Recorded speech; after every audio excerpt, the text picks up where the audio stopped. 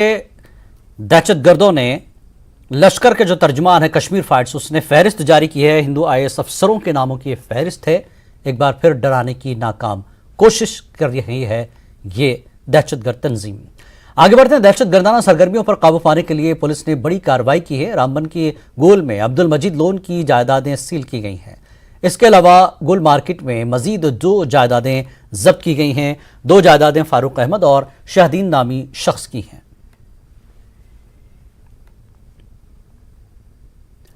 हिंदुस्तान और पाकिस्तान के दरमियान जंगबंदी मुआहदे का दूसरा साल पूरा होने पर जम्मू कश्मीर में कंट्रोल लाइन और बैनुल-अक़वामी सरहद से मुत्तसिल इलाकों में रिहाइश पजीर अवाम खुश हैं।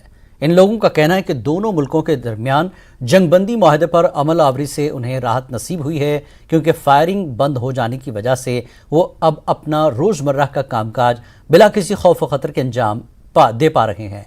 कश्मीर खित्ते में बारामूला ज़िले से लेकर बांडीपुरा और कुपवाड़ा जिला तक सरहदी इलाकों में आबाद लोगों की ख्वाहिश है कि दोनों ममालिक के माबैन जंगबंदी समझौते पर अमलावरी आइंदा बरसों में भी जारी रहे, ताकि अवाम पुरसुकून माहौल में अपनी जिंदगी बसर कर सकें।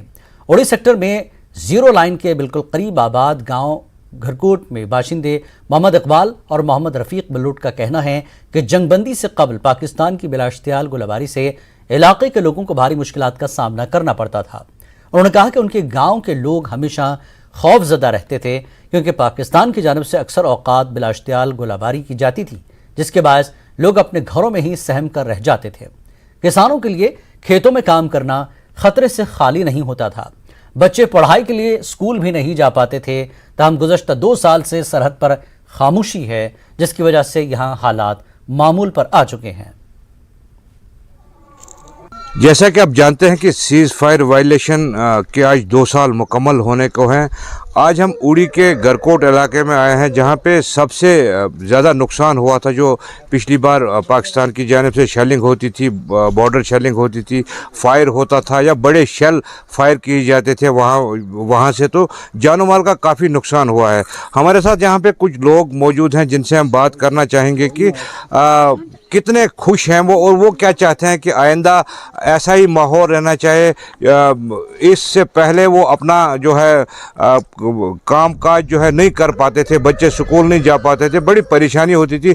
इन्हीं से हम जानना चाहेंगे कि कितने खुश हैं वो, क्योंकि आज 2 साल मुकम्मल हो गए हैं फायरबंदी के। आप अपना नाम बताइए और ये बताइए कि कहाँ से रहते हैं, कहाँ पे रहते हैं, और कितने खुश हैं आज आप। शुक्रिया जनाब, मेरा नाम मोहम्मद रफीक बलोट है। मैं इस गरकोट गांव का रहने वाला हूं। हम इस बात पर बहुत ज़्यादा खुश हैं कि गवर्नमेंट ने जब से ये फायर वायलेशन बंद किया है, उसके बाद हमारे बच्चे अच्छी तरह से स्कूल जा रहे हैं। हमारे नौजवान कोई मजदूरी के लिए, खेती बाड़ी के लिए इधर उधर जाते हैं तो अच्छी तरह से जा रहे हैं। बुज़ुर्ग भी घर में अपनी ज़िंदगी अच्छी तरह से बसर कर रहे हैं। वरना पाकिस्तान की तरफ से गोलाबारी होती थी तो बच्चों को भी कैद करना पड़ता था, बुजुर्गों को भी कैद करना पड़ता था, नौजवान भी कैद ही रहते थे। अगर कोई बेचारा मजदूरी के लिए अपनी पेट के कमाई के लिए जाता था तो या तो नुकसान में रहता था, अगर नुकसान में नहीं रहता था तो शायद घर वापस नहीं आ सकता था, घर वाले भी परेशान रहते थे। हम शुक्रिया अदा करते हैं अपनी हिंदुस्तान गवर्नमेंट का कि जब से इन्होंने ये फायरबंदी बंद की है तो हमारी ज़िंदगी बड़ी अच्छी गुजर रही है सर, अच्छी तरह से गुजर रही है। तो आप चाहते हैं कि खुशी का माहौल रहना चाहिए आपस में दोनों मुल्कों के दरमियान, ताकि जो लोग हैं इस पार या उस पार वो चैन सुकून से अपनी ज़िंदगी गुजार सकें। जी, हम अपनी गवर्नमेंट से अपील करना चाहते हैं। वैसे तो हमें पाकिस्तान से कोई लेना देना नहीं है, वो आपस में क्या करें क्या ना करें, लेकिन हम अपने हिंदुस्तान गवर्नमेंट से अपील करते हैं और इस बात पर बड़े खुश हैं कि इन्होंने फायर वायलेशन बंद किया। उसके बाद हमारी ज़िंदगी बड़ी अच्छी गुजरी। हम अपील करते हैं कि आगे भी ये काम इसी तरह रहे सर, बंद रहे फायर बंद, तो हम लोग अपनी ज़िंदगी अच्छी तरह से गुजार सकें सर। इसके लिए हम अपनी गवर्नमेंट के आज़ाद शुक्र गुजार हैं सर। ये बताइए कि क्योंकि फायरबंदी के 2 साल मुकम्मल हो गए हैं आज, क्या है आपके दिल में, एक सुकून सा है? नहीं, अभी कहाँ, अभी तो सुकून है नहीं। यहाँ लोग पहाड़ों में रहते हैं, देखो पीछे कितना पहाड़ है, उस साइड कितना पहाड़ है। यहाँ तो गवर्नमेंट कोई फैसिलिटी लोगों को नहीं दे रही है, कोई तरक्की नहीं दे रही है।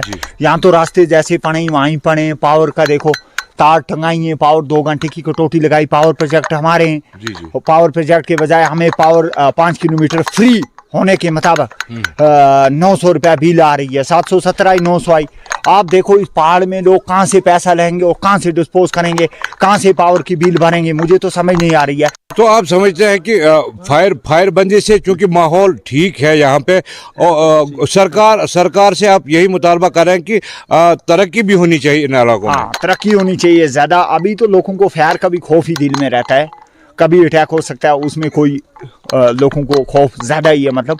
लेकिन तरक्की गाँव में नहीं गवर्नमेंट कर रही है, फैसिलिटी नहीं कर रही है, मुझे क्यों नहीं समझ आ रही। तो नाज़रीन, इन लोगों का यही कहना है कि चूंकि 2 साल मुकम्मल हो गए, ये काफ़ी खुश हैं, अपना कामकाज कर सकते हैं, बच्चे स्कूल जा सकते हैं, ये भी अपनी मेहनत मजदूरी करके अपने फैमिली को पालते हैं। लेकिन इनका ये भी गवर्नमेंट से कहना है कि डिमांड है कि इन इलाकों की तरक्की भी होनी चाहिए, स्कूल बनने चाहिए, सड़कें बननी चाहिए, और गवर्नमेंट की तरफ से जो भी स्कीमें हैं वो इन दूर दराज इलाकों तक पहुंचनी चाहिए, ताकि ये लोग भी अपनी ज़िंदगी आराम से बसर कर सकें।